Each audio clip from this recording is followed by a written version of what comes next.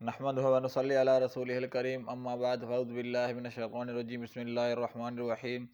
ان اللہ و ملائکتہ یصلون علی النبی یا ایھا الذین آمنوا صلوا علیہ وسلموا تسلیما۔ اللہم صلی علی محمد وعلی آل محمد کما صلیت علی ابراہیم وعلی آل ابراہیم انک حمید مجید۔ اللہم بارک علی محمد وعلی آل محمد کما بارکت علی ابراہیم وعلی آل ابراہیم انک حمید مجید۔ السلام علیکم میرے بہن بھائیوں، میرے وی لوگ میں خوش آمدید آپ سب کو۔ میرا نام عبدالحق بیہان ہے اور میرے ویلوگ میں ڈیلی روٹین میں قرآن شریف کا ترجمہ رہتا ہے، اور اللہ تعالی ہمیں اس پر عمل کرنے کی توفیق عطا فرمائے۔ آج سورہ نساء کی آیت نمبر 42 سے 54 تک انشاءاللہ میں آپ کے ساتھ شیئر کروں گا۔ اللہ تعالی ہمیں اس پر عمل کرنے کی توفیق عطا فرمائے۔ اس دن وہ لوگ جنہوں نے کفر کیا اور رسول کی نافرمانی کی خواہش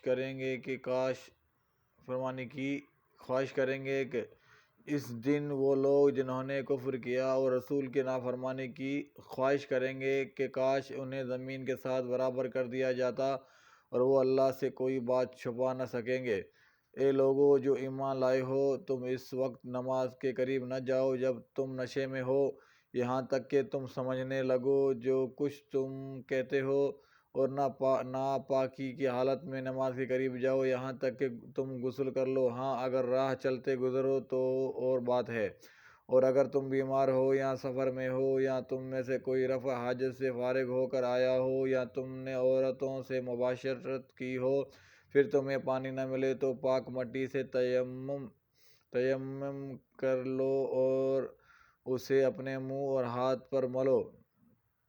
بے شک اللہ بہت معاف کرنے والا، بڑا بخشنے والا ہے۔ اے نبی صلی اللہ علیہ وسلم، کیا آپ نے ان لوگوں کو نہیں دیکھا جنہیں کتاب کا کچھ حصہ دیا گیا؟ وہ گمراہی خریدتے ہیں اور یہ چاہتے ہیں کہ تم بھی گمراہ ہو جاؤ، اور اللہ تمہارے دشمنوں کو خوب جانتا ہے، اور اللہ دوست اور مددگار کے طور پر کافی ہے۔ یہودیوں میں سے کچھ لوگ الفاظ کو ان کے منہ کے محل سے پھیر دیتے ہیں، اور پھر اپنی زبانوں کو توڑ مڑوڑ کر سچے دین کے خلاف طعنہ زنی کرتے ہوئے نبی کریم صلی اللہ علیہ وسلم سے کہتے ہیں ہم نے سنا اور ہم نے نافرمانی کی، اور کہتے ہیں سنو اگرچہ تم اس قابل نہیں ہو کہ تمہیں کچھ سنایا جائے، اور آپ سے مخاطب ہو کر کہتے ہیں راعنا، یعنی اے ہمارے چرواہے۔ اور بے شک اگر وہ کہتے ہم نے سنا اور ہم نے اطاعت کی اور ہماری بات سنیے اور ہماری طرف نظر کیجیے تو ان کے لیے بہتر اور نہایت مناسب ہوتا، لیکن اللہ نے ان کے کفر کی وجہ سے ان پر لعنت کی، چنانچہ سوائے چند لوگوں کے وہ ایمان نہیں لاتے۔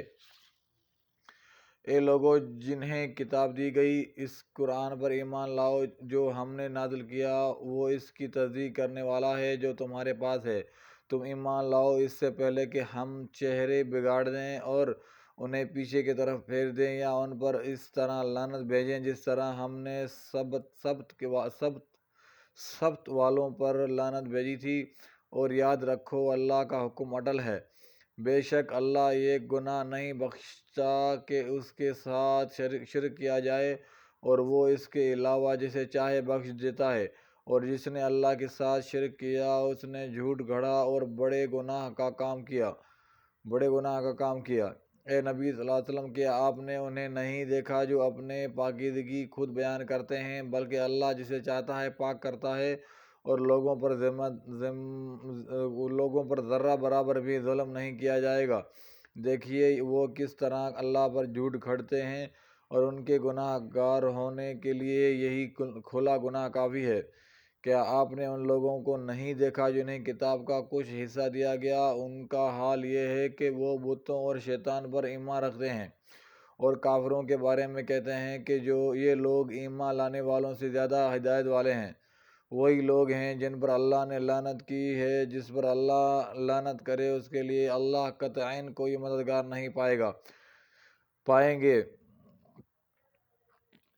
اس کے لیے آپ قطعاً کوئی مددگار نہیں پائیں گے۔ کیا وہ سمجھتے ہیں کہ انہیں بادشاہی کا کچھ حصہ ملا ہے، پھر تو وہ اس میں سے لوگوں کو تل برابر بھی نہیں دیں گے؟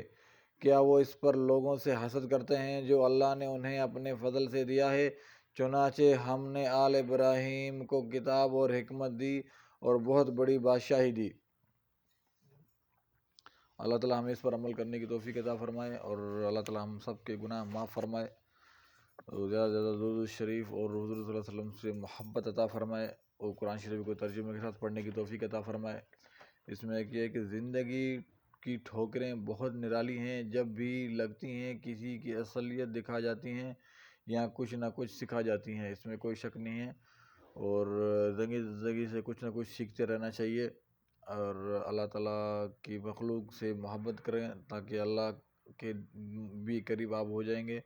اللہ تعالیٰ ہمیں زیادہ سے زیادہ نیک عمل کرنے کی توفیق عطا فرمائے۔ اللہ تعالیٰ بے اولادوں کو صالح اولاد عطا فرمائے، اور جن کو اولاد ہے ان کو ماں باپ کی عزت احترام خدمت کرنے کی توفیق عطا فرمائے۔ اللہ تعالیٰ بے اولادوں کو رزق حلال، بے روزگاروں کو رزق حلال عطا فرمائے، بیمار کو شفا عطا فرمائے، اور انشاءاللہ دوسرے ویڈیو میں پھر ملاقات ہوگی۔ اپنا خیال کیجیے گا، ہمارے چینل کا بھی۔ السلام علیکم و رحمۃ اللہ وبرکاتہ۔